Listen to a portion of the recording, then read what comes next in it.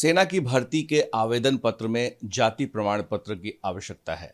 इसको लेकर सवाल खड़े हो रहे हैं। हमारे साथ हैं जेडीयू संसदीय बोर्ड के अध्यक्ष भूपेंद्र कुशवाहा जी, जिन्होंने सोशल मीडिया पर सवाल उठाया। आपने लिखा कि जाति प्रमाण पत्र की जरूरत क्या है, आरक्षण जब है ही नहीं, तो ऐसे में जिन लोगों ने इसको रखा है उस पर कार्रवाई होनी चाहिए, उनको स्पष्टीकरण देना चाहिए। हाँ, मुझको भी देखकर बड़ा आश्चर्य हुआ कि किसी भी व्यक्ति की जात जानने की जरूरत तो तब पड़ रही है ना, क्योंकि अपने समाज में, हिंदुस्तान में जात के आधार पर पिछड़ापन है और उसको देखकर उसके पिछड़ापन को दूर करने के लिए सरकार विशेष अवसर देती रही है, या और कई जगह अभी भी मिल ही रहा है, लोगों को सुविधा मिल रही है। तो सेना में तो कुछ ऐसा है नहीं, वहाँ तो कोई रिजर्वेशन जैसा कुछ भी नहीं है। तो उस परिस्थिति में फिर जात जानने का क्या औचित्य हो सकता है, यह बात मुझको नहीं समझ में आ रही। आरोप तो अलग अलग तरह के लोग लगा रहे हैं, लगाएंगे लोग आरोप, जब गुंजाइश आरोप लगाने की मिलेगी किसी को भी तो लोग आरोप लगाएंगे। लेकिन क्या सच है, क्यों जात पूछा जा रहा है? जो संबंधित अधिकारी हैं, हमने तो राजनाथ सिंह जी से भी आग्रह किया है कि बताना चाहिए, सेना के कोई अधिकारी बताएं या कोई बताएं, लेकिन बताना चाहिए कि जात पूछने के पीछे आखिर मकसद क्या है। क्या आपको लगता है कि सेना में भी आरक्षण की जरूरत है? देखिए, ये तो फिर हम बात करें तो एक अलग बहस की शुरुआत हो जाएगी। उस पर अभी कोई टिप्पणी हम नहीं करेंगे, क्योंकि अलग बहस की शुरुआत करें हम आपने न्यायपालिका में भी आरक्षण की बात कही है, उसको लेकर लगातार आप अभियान चला रहे हैं, तो ऐसे में क्या सेना में भी इस तरह के आयोजन की जरूरत है? देखिए, यह तो है कि देश में कोई भी संस्था है वहाँ सोशल रिफ्लेक्शन होना चाहिए, यह बात तो बिल्कुल, क्योंकि डाइवर्सिटी हमारे समाज में है और डाइवर्सिटी एक तरह से हमारे समाज की विशेषता भी है। तो इसका तो सब जगह प्रकटीकरण होना चाहिए, सब लोगों को यह एहसास हो कि हम भी हैं। तो इस एहसास को दिलाने के लिए, या फिर उनका जो अधिकार है इतने दिनों से नहीं मिल पाया, तो उसके लिए तो सब जगह इसकी आवश्यकता है। लेकिन यह अभी इस बहस की ज़रूरत नहीं है, अलग बहस है जो उस पर हम लोग बोलते रहते हैं। फिलहाल सेना में जब ऐसी सुविधा है ही नहीं आज की तारीख में, तो भर्ती में जात पूछने का क्या मतलब है, इसके पीछे क्या मंशा है? सिर्फ जात की ही बात नहीं हो रही है, धर्म की भी बात हो रही है कि वहाँ के तहसीलदार या फिर एसडीएम ये सभी बताएं कि धर्म किस धर्म से है, धर्म के लिए भी उसमें।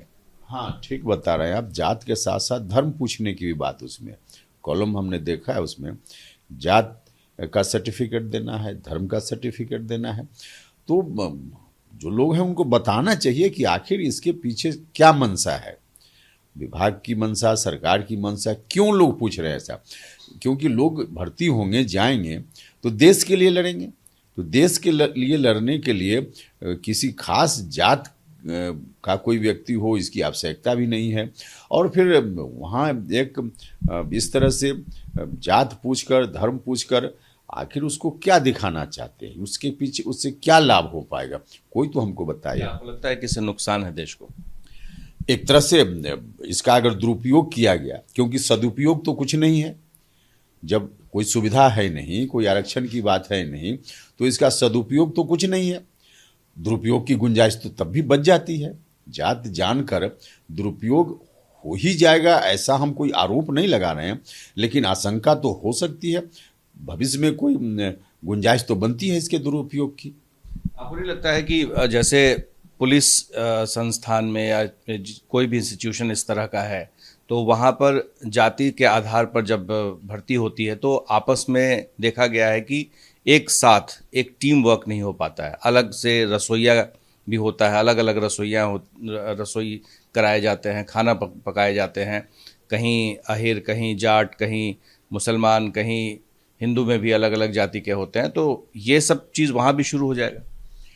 देखिए, निश्चित रूप से यह जो मानसिकता है, हजारों साल से ऐसी स्थिति चली आ रही, जिसके चलते मानसिकता लोगों की बन गई है कि कहीं भी रहते हैं तो उस रूप में कोई अमुक जात का है, हम दूसरी जात के हैं तो हम उससे अलग हैं, ऐसा भाव जो लोगों के मन में है, इस भाव को पाटने के लिए, समाप्त करने के लिए, या फिर उसके चलते जो अधिकार से भी वंचित लोग होते हैं, तो उनके अधिकारों को बराबर के धरातल पर लाने के लिए जरूरी है विशेष सुविधा। और धीरे धीरे ऐसी सुविधा आएगी, फिर लोग हर तरह से बराबर दिखेंगे, तो अपने आप यह भाव समाप्त होगा। लेकिन फिलहाल यह भाव है तो निश्चित रूप से एक दुखद स्थिति तो है ही। ये जो देखा जा रहा है कि अभी नुपुर शर्मा को लेकर एक विवाद बिहार में भी खड़ा हो गया है, और सीतामढ़ी में अंकित झा जिसका आरोप है, जिसके परिवार वालों का, उसका खुद का उसने स्टेटमेंट दिया है कि वो नुपुर शर्मा का देख रहा था, तभी दूसरे धर्म के लोग, संप्रदाय के लोग आए और उनके साथ मारपीट की और चाकू से हमला करके घायल कर दिया। देखिए, अब इस घटना की पूरी जानकारी वास्तविक रूप में मुझको नहीं है, इसलिए बहुत टिप्पणी करने की गुंजाइश मेरे लिए नहीं बनती है। लेकिन हम दोनों चीज़ कहेंगे, जिन लोगों ने भी हमला किया है, अगर ऐसी मंशा से हमला है तो निश्चित रूप से गलत है, हमला नहीं करना चाहिए, क्योंकि इसको देखने का काम प्रशासन का है। प्रशासन अपनी जगह देख रहा है कि कहाँ क्या हो रहा है, और कोई व्यक्ति कानून को हाथ में लेकर खुद ही हमलावर हो जाए तो इसकी इजाज़त तो नहीं दी जा सकती है, चाहे इस पक्ष के लोग हों या उस पक्ष के लोग। नित्यानंद राय के बारे में तेजस्वी यादव ने कहा कि वो उनके पास आए थे मंत्री बनने से पहले के लिए और कहा था कि मेरा मन नहीं लगता है बीजेपी में, आरजेडी में शामिल होने का। अब देखिए, इस पर क्या हम टिप्पणी करें, वो दोनों के बीच की बात है, क्या बात उन्होंने की, क्या बात नहीं की, अब इसमें हम तो कुछ बता नहीं पाएंगे। लेकिन ऐसी बात कोई ऐसा नहीं है कि कोई अप्रत्याशित बात आ गई, ऐसा तो होता ही है। आपस में लोग बात करते हैं तो इच्छा कोई कहीं व्यक्त करता है चुनाव के समय, बाकी समय तो एक अलग विषय है। लेकिन ऐसी कोई बात कहीं होती भी है व्यक्तिगत रूप में तो इसको फिर सार्वजनिक किया जाए, यह भी ठीक नहीं है। लेकिन हाँ, उन दोनों के बीच क्या बात हुई उस पर हम क्या टिप्पणी करेंगे, हमको क्या जानकारी। आरसीपी सिंह तो अब निकल गए, केंद्रीय मंत्रिमंडल में शामिल होने को लेकर अब फैसला होना है, तो क्या आप लोग शामिल होंगे? इस सवाल के जवाब के लिए आपको इंतजार करना पड़ेगा, इंतजार कीजिए, जवाब मिलेगा। बहुत सारे सवाल हैं, लेकिन खास और अहम बात यही है कि सेना में भर्ती को लेकर जिस तरह से जाति प्रमाण पत्र और धर्म के बारे में कहा गया है, इसको लेकर के कई सारी बातें सामने आ रही है। इसका जवाब आना बाकी है। हमारे सहयोगी शैलेश के साथ प्रकाश कुमार, एबीपी न्यूज़, पटना।